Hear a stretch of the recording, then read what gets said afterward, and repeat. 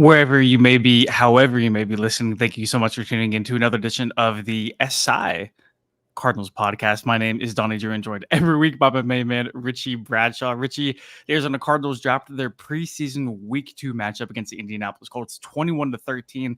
They dropped to 0-2 on the preseason. Honestly, this is just burn it all to the ground. It feels like a good time to hit the panic button and clean house. And I'm not talking about like 5 or 6 guys, brand new roster. Like no Marvin Harrison, no Kyler Murray, no Larry Fitzgerald, no one. Just totally started over. Hold on, I'm getting news. All right, I'm overreacting is what I'm being told. Perfect. Yeah, I was going to say overreactions definitely do not happen at 8:30 p.m. on a Saturday night. Not the first time, certainly not the last time. I feel like we saw a lot of good and a lot of bad tonight at Lucas Oil Stadium.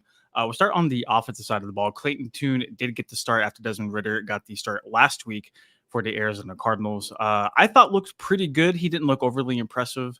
Do you have the stats pulled up? I do. Clayton Tune, my computer's been real slow lately. Clayton Tune went 8 of 10 passing for 79 yards, so a really quality 7.9 yards per attempt. He also carried the ball 2 times for 15 yards, including a 12-yard touchdown. He was sacked 3 times for a loss of 18 yards.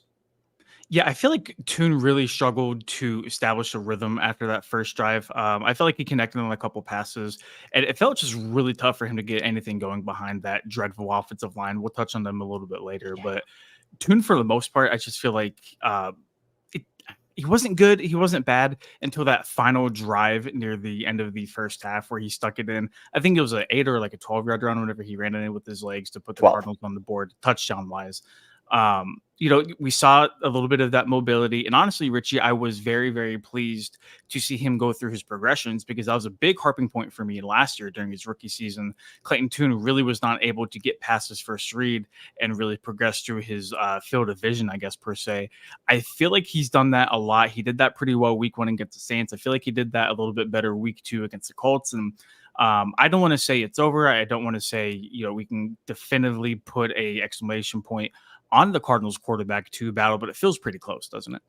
It does. And Clayton Tune, you can see the maturity that he's had. Like, I love that you bring up the ability to go through his progressions because that was easily the biggest weak point of his play last year was his inability to be able to scan the field, get off his first read and, throw a football that isn't going to be intercepted. And he looks like he's much more comfortable, more competent. You can tell that he has taken a year from the highest level of experience in the NFL and started to turn it into something a little bit more and a little bit special. And we saw in college, he can move around. He can make a lot of different throws. He's capable of being an NFL level quarterback, probably as a backup. And that's what we're seeing this year, Donnie, is we're seeing him really start to grow into his own. You can see that he's, not to keep using confident over and over again, but he is more confident. You can see it on the field the way he plays. Desmond Ridder, I'm sure we'll talk about him a little bit more, but Clayton Tune just looks so much better than Desmond Ridder right now. And honestly, Ridder could be playing really well, and you'd still be talking about Clayton Tune. Like, he has had probably the strongest preseason performance of any Cardinal. The only other one I'd argue would probably be like Darius Robinson. I don't know. I would put Tune up there. I might put like Darren Hall, Cameron Thomas after today for sure. Xavier Thomas, absolutely. Xavier Thomas, that's a really good one. Yeah, I mean, he lived in that backfield tonight. It was really cool to see. He killed it tonight.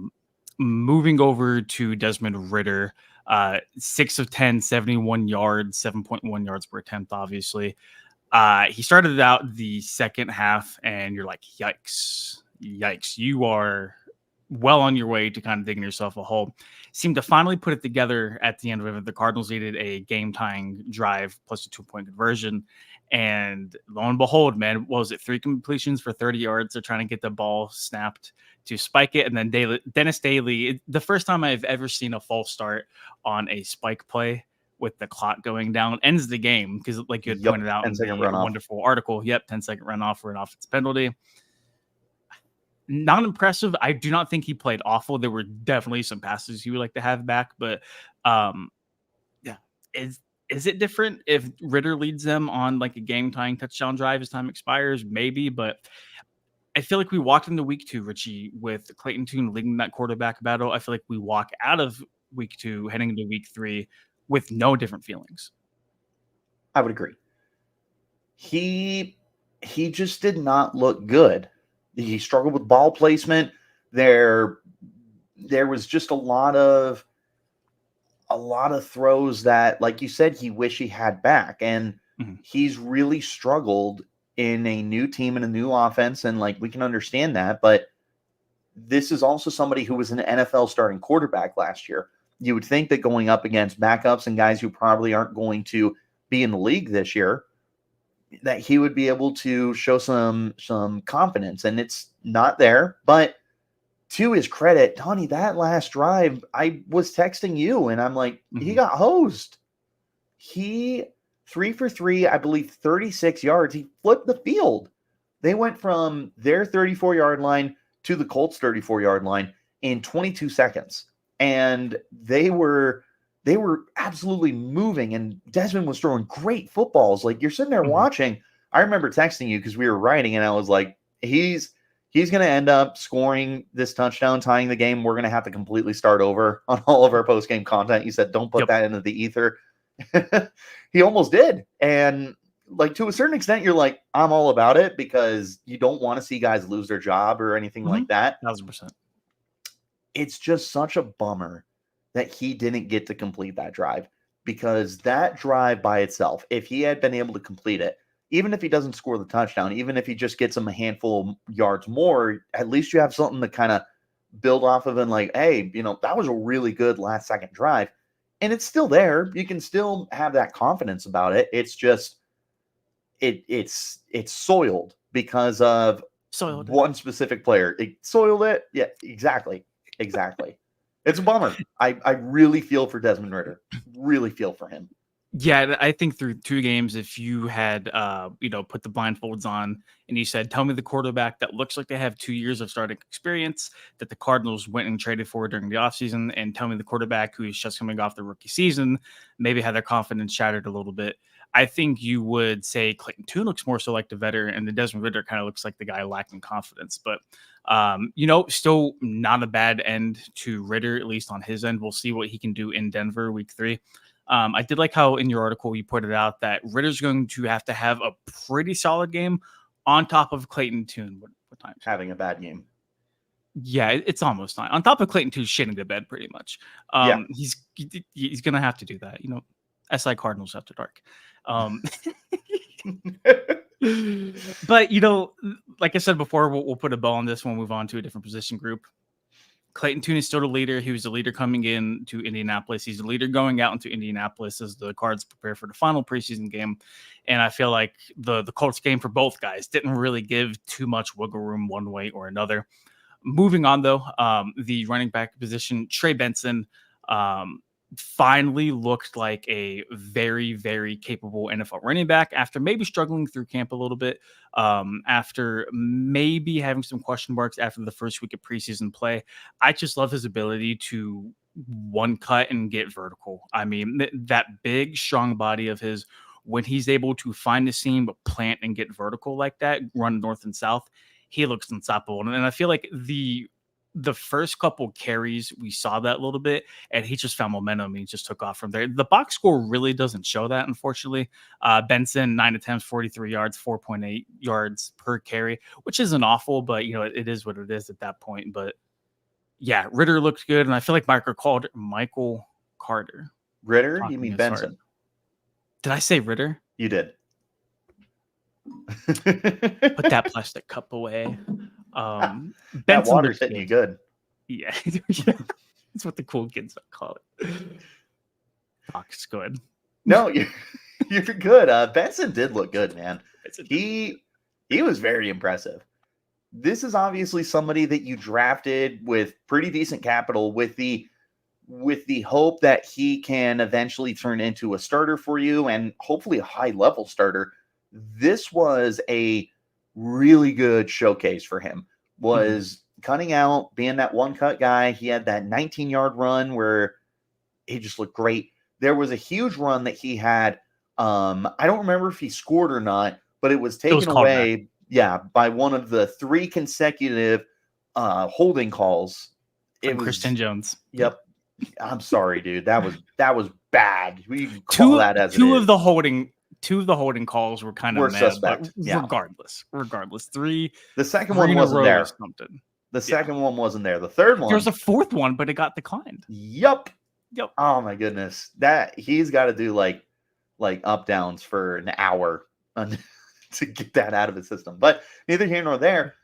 Benson had some really good runs, Donnie, and he was one of the more impressive players of the night. On the offensive side of the football, I don't know that there was anyone who impressed me more than Trey Benson in this game.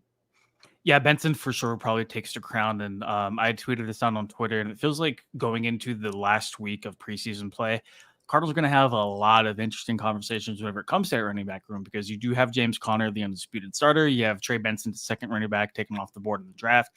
You have guys like Michael Carter, DJ Dallas, and even like Tony Jones too. Like all 5 guys are like fairly capable. Amari DiMercado is getting a lot of first team run with the team in camp. And then I feel like he got a lot of play. He was highly praised after that Saints game too. Like my dude Mervin points out, he changed that last name. He used to be Bustin', but he changed it. So shout out to Mervin, man. DiMercado is my odd man out. DJ Dallas showed today why he was signed, which is very true. DJ looked phenomenal in special teams. Michael Carter doing Michael Carter things. Trey Benson showing potential. Then he also adds DiMercado's stuff behind the line often. And then I do want to touch on Jimba Docious point. When a QB2 is called upon in the real game, they get to play behind starting off the line. How can we really know how good they are when they're always being rushed and hurried behind second and third string offensive line? That's a good point. My rebuttal is we can only assess players on what they give us on tape. While the offensive line is a big thing, if they can't hit holes in windows against second and third string corners, they are sure as hell not going to do it against some of the best corners in the National Football League when the bullets are flying on the field. So unfortunately, you can really only evaluate what you see on film. And to their point, I mean, we are kind of seeing them against like borderline first and second string defenses. I know the Saints played their starters.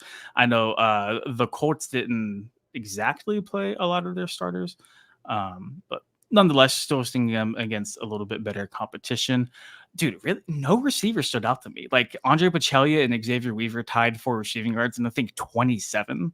Yes. Real quick, if you would, yes. Before we talk about the receivers, yes, sir. I want to talk about Michael Carter Jr. because Mervin pointed him out. That was another guy I wanted to make sure we talked about. Michael Carter Jr. He is going to give Trey Benson a run for being the number 2 running back on the depth chart for week 1. He's obviously been in the league a little while. He's shown some potential. This is another strong game for him. And I am really excited about having those 3 in the backfield of James Conner, Michael Carter Jr., Trey Benson. That's a great trio in the backfield. And then potentially DiMercado, potentially DJ Dallas, anything like that. They're in a very good spot right now with the running back situation, but I definitely wanted to make sure we touched on Michael Carter because he was a standout tonight. So 2 things. One,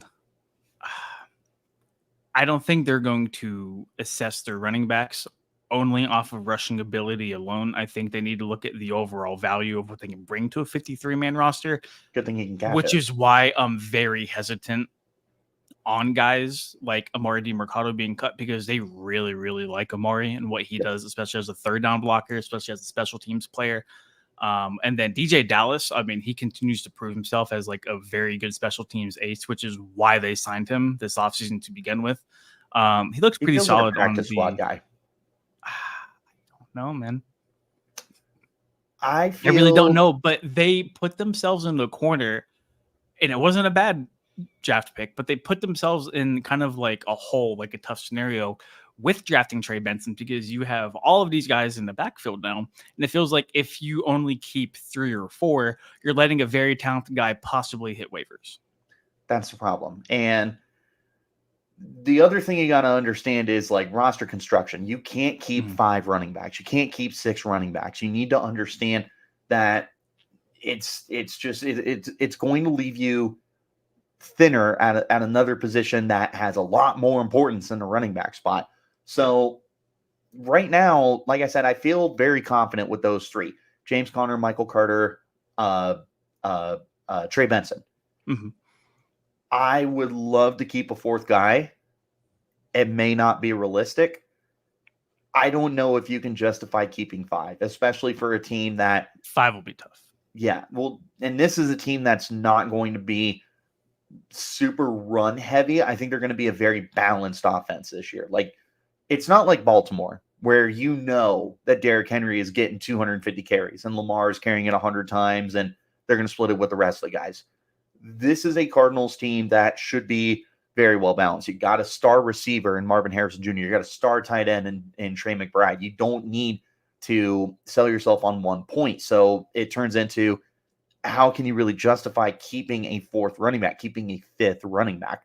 This will be something that I'm sure we'll explore when we take a look at the 53-man projections. I know that's something that Donnie Druin does every single year, so make sure that you guys are staying in touch with that, because that's always a fun one. But it's a good problem in preseason. It's a bad problem when you have to do cut downs. Absolutely. Really quick. I don't know if you've ever had an employer look at your social media and ask you, why is your social media name this? This is hilarious, but also shout out to Mervin, man, for getting his act right. And also, good for you, Mervin. There's a YouTuber by the name of Spliff Kingsbury floating out there in the universe. They used to comment on all their stuff all the time. I hope he's doing good. Overall thoughts on the offense before we move to the other side of the ball. 13 points isn't going to cut it. I don't care if you have you or me playing quarterback. It's just that it's not going to win football games. Tune looks fine. Ritter looks meh. Nothing really changed for me. Trey Benson emerges a big guy for me out of tonight. I think if you're crowning like an offensive MVP, he's probably got to be it. Really quick over the offensive line. I think we have seen the last of Elijah Wilkinson playing in Arizona, because he did not look great on the left side last week. He did not look great on the right side this week. Interesting, they flipped John Gaines from left guard to right guard today, but they really do like his interior versatility. That's about the only good thing I can say as far as the offensive line goes. A lot of growing pains. Isaiah Adams didn't have his best game today. Christian Jones, obviously, the 4 holding calls, one of them got called back. That's a game for them where they're going to turn the tape on, they're going to watch it, and just going to forget it and move on to Denver. Yep. One more guy I want to shout out. Yes, sir. Xavier Weaver. Tip? Oh, okay. First of all, Tip Raymond is a beast. Big tip guy. Big tip guy. Sir. No, Xavier Weaver looks good. If you want to talk about undrafted free agents who are going to make a run at this roster, it's Xavier Weaver. He is someone that has really put together some good flashes. 2 catches, 27 yards today. He had a 37-yard kick return. He's someone that has a little bit to offer all over the place. He was a really good receiver at Colorado this past year. He was probably the most noteworthy guy I saw the Cardinals grab in their undrafted pool. Give him a number that's not 30, and this guy's going to be a stud. It's all about the swagger. It really is. 30 is not it, man. It's not. Here we go. The Cardinals have a bit of a hole at blocking tight end, and Tip fills the hole. I love it. Outstanding. Outstanding. I can't believe you bunked me on our live podcast. Flipping over to the defensive side of the ball. I feel like the pass rush really took a step up from week 1 to week 2 here.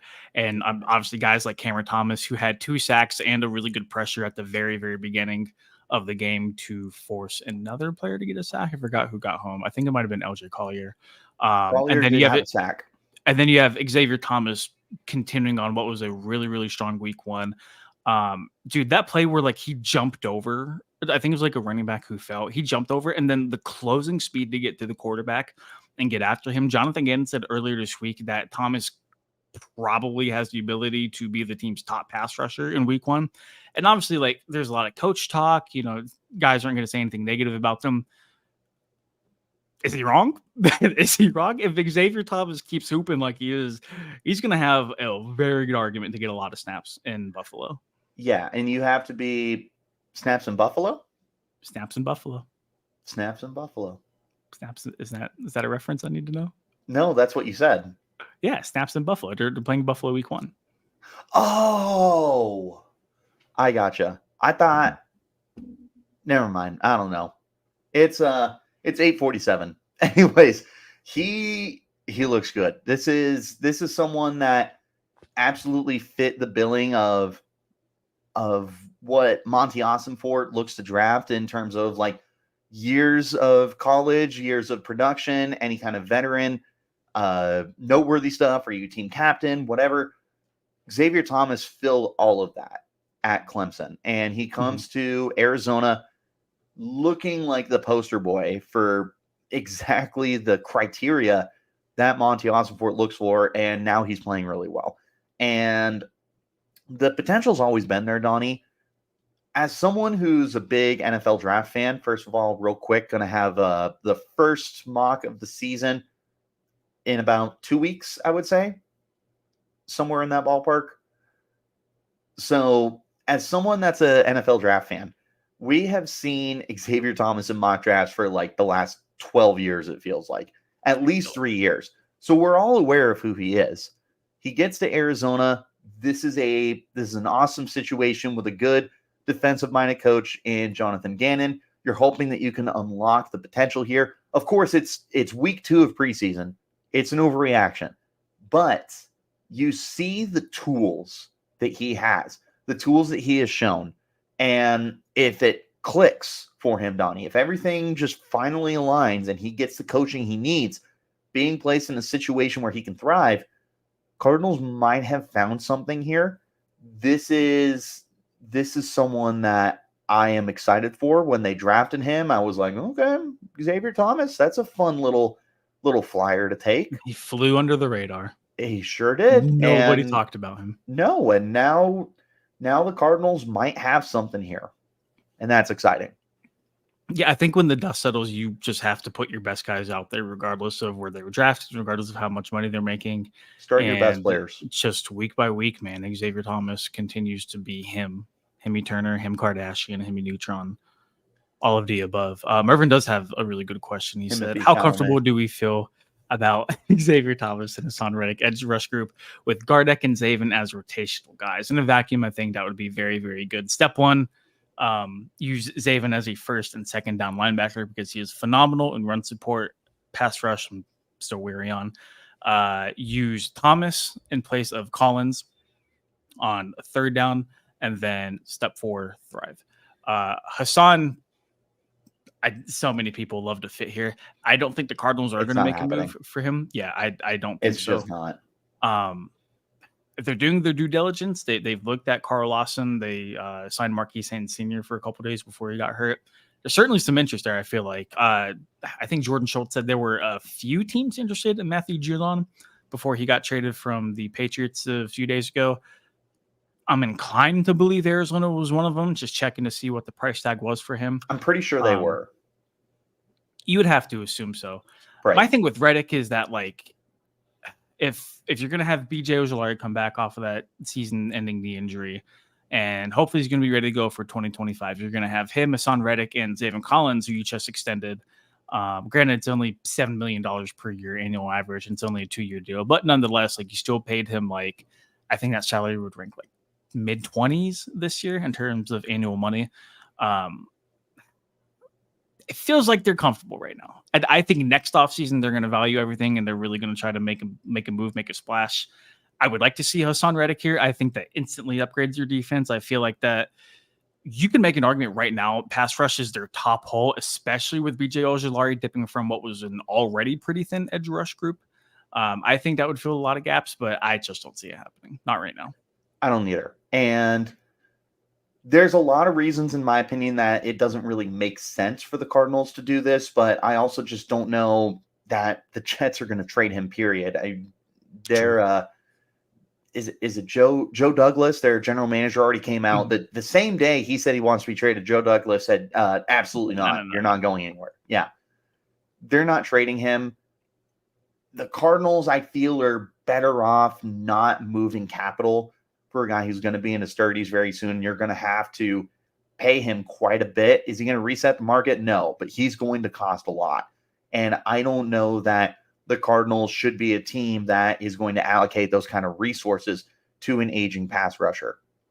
It just is what it is. I'd rather see them use that money to extend any guys that blow up this year, potentially anyone that hits free agency that really tickles your fancy. Like there's options for the Cardinals to explore with all the money they have next year.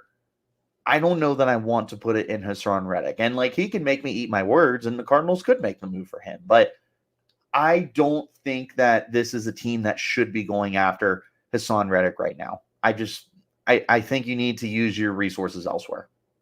I would agree. I feel like if they do add an edge rusher, at max, it might be like a Yannick Ngakoue kind of guy who, big name, big pass production.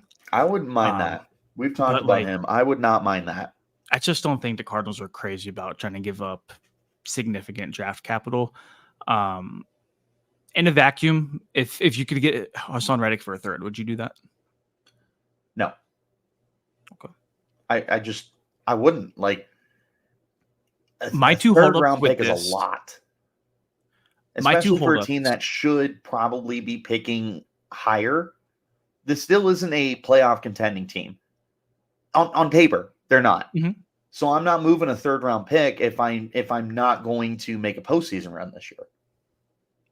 I need that third round pick. They really like Zaven. They are investing in him not only as a person but as a player as well. And I mean, let's call it how it is. Like they rolled the dice on their top three guys, not only staying healthy but making leaps and bounds from where they were at in 2023. They rolled the dice. They crapped out. Ojulari is out for the season now. They don't have a viable replacement in sight, it seems like, for the time being. I think they were hoping on guys like Cameron Thomas and Xavier Thomas to do what they did tonight, to take that step up and say, okay, you know what? Like, let's give these guys a chance. Maybe we'll see what we have before we throw big money or big draft capital elsewhere.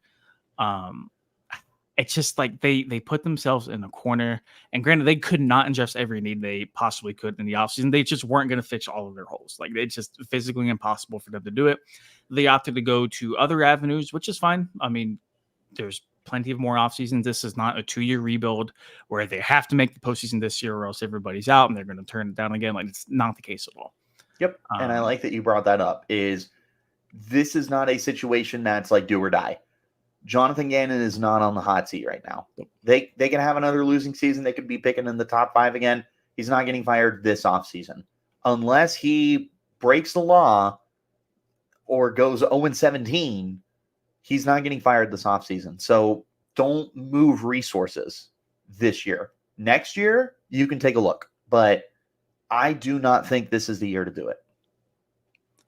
Yeah, and just putting a bow on this and putting this back up to preseason week 2, focusing on the defensive side of the ball. We talked about a guy like Cam Thomas, Xavier Thomas as well. In general, I felt like the run support tonight against Indianapolis was not up to par.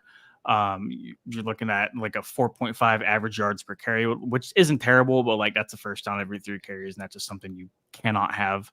Right. It felt like a lot of the front 7, particularly that inside linebackers group, without guys like Kaiser White and Mack Wilson playing, had a pretty tough time against the Colts, both with the running backs and the quarterbacks. It felt like every Colts quarterback managed to rip a couple big runs to extend drives and keep the chains moving.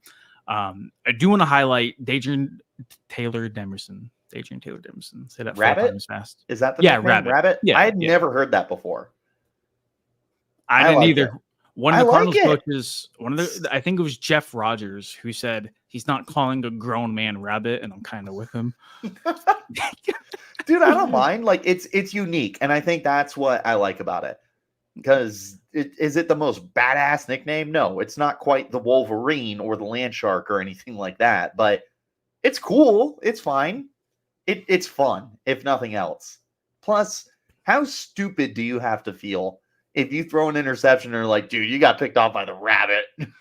Well, the Rabbit got an interception tonight, and he hopped his way sure over did. on a He on a hopped his comeback way route. over. Stop. Jumped. I guess the guy he picked off also threw him one of his, because he played at Kansas. Bean, I'm forgetting his first name. Jason Bean. Yeah. Jason Bean. Yeah, he threw Rabbit, what the cool kids call him, one of his first picks whenever Taylor Dempson was at Texas Tech too. And he did the interview after game. He's like, it's a pretty cool surreal moment that like he threw me one of my first picks in college, and that was my first one in the NFL. And I'm it like, all comes full circle, baby. That's crazy, man. He played really well. I thought he had a good game today. Can we talk about Darren Hall, the guy they just brought in a couple weeks ago, and just manages to find himself all over the field, led the team in tackles tonight with 5, tied Elijah Jones, did 2 pass deflections. One of them should have been a pick, but when you look at a cornerback room who it feels like they have their starters established with a guy like Sean Murphy-Bunting and Garrett Williams, and then either Starling Thomas or Max Melton on the opposite side of them. It feels like the backup roles on that team are very much up for grabs, and slowly but surely Darren Hall was making it a very tough decision to leave him off of that final roster. You know who else made a really good play tonight is Keitrell Clark. That's right. Yep. He is really making it interesting because it felt like he was one of the odd men out, and this was a strong game for him. But Darren Hall, Donnie, he looked good tonight, and he was, or not was, he needed to string together some good games to be able to have a shot to make this roster. This is a great start. This is a corner room that, in my opinion, is pretty wide open. You know your top 3 guys for sure with Garrett Williams, Max Melton, Sean Murphy-Bunting in whatever order. After that, it feels like it's anybody's game, and Darren Hall absolutely capitalized on it. He can rock number 30. He can rock 30. Xavier Weaver should not rock number 30. Exactly. But he can rock 30. They'll get that situated 30 for rock. Sure. 30 Rock. That's a show? It sure is, with Alec Baldwin and I almost said Sarah Palin. What's her? Tina Fey. Same person. And the good thing about Hall balling like he has the last couple of weeks too is that, let's say for whatever reason the Cardinals don't decide to bring him on the final roster, he's auditioning himself for 31 other football teams too. Like it feels like, regardless of if he makes the team or not, with what he's shown over the last couple of weeks, he's going to get picked up by somebody. Somebody's going to look at that film and say, yeah, that's a priority guy for us. He's not going to be the starting corner in the NFL for a team, at least right away, but he's going to be a good rotational piece for us to have and hopefully develop into the future.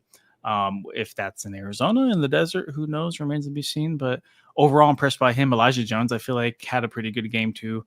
The 5 tackles, which obviously ties a team high, 1 tackle for loss, and that's about it, man. Just Darren Hall, Cam Thomas, and Xavier Thomas are pretty much my studs for today.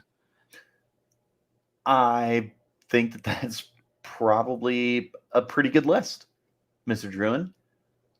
They all had very strong, very quality games. For a night where you gave up almost 200 yards on the ground, there were some nice bright spots with pass rush. And the secondary had some good plays and good players too. So I think it was a fine night for them. Also, special teams looked pretty good too. Special teams, special players. What do we think of Max Melton's performance today before we get out of here? I don't think he did too good. I don't think he did too bad. I'd have to go back and watch tape of it, which I am excited to do. Nothing really jumped off of the page for better or for worse whenever it came to Max Melton. The Colts were just gashing him on the ground too much, and he was definitely overshadowed by Rabbit and then Darren Hall and then like Keitrell with like the forced fumble too. So it's really tough to say he had like a really good or bad game without actually going back and watching him. Did fine as far as I'm concerned. I think that's perfect. It was fine. It wasn't standout, but as you know, Donnie, when it comes to being a defensive back, sometimes it's better to not hear your name called than it is to hear your name called. So, yep, absolutely. End of the day, you take it. That means he wasn't getting beat deep or getting his ass whooped. So sometimes no news is good news, and it's never more true than when you're a defensive back in the NFL. It's fair, brother. It's 9 o'clock here, 12 o'clock on the East Coast. So good morning to everybody. Cares about the East Coast?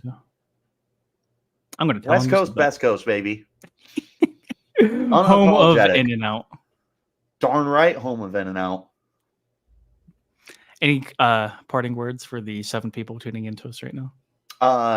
The 7 people tuning in are my absolute favorite people in the whole world. Donnie, we're back, baby. We have never been more back. Football season's here. We've got the best coverage for the Arizona Cardinals. I am very biased, but it's also very true. So if you haven't hit subscribe on YouTube yet, hit that subscribe button. If you're not following me or Donnie on Twitter, follow us on Twitter. We're going to keep you up to date. It's going to be a great season, Donnie. Took the words right out of my mouth. Until next week, the Cardinals are on the road against the Denver Broncos. Stay tuned to the YouTube channel. We'll have a bunch of interviews and all that good stuff from the facility next week before they leave for Denver. For Richie Bradshaw, I am Donnie Drew, and thank you so much for tuning in to another edition of the SI Cardinals podcast. And we'll see you guys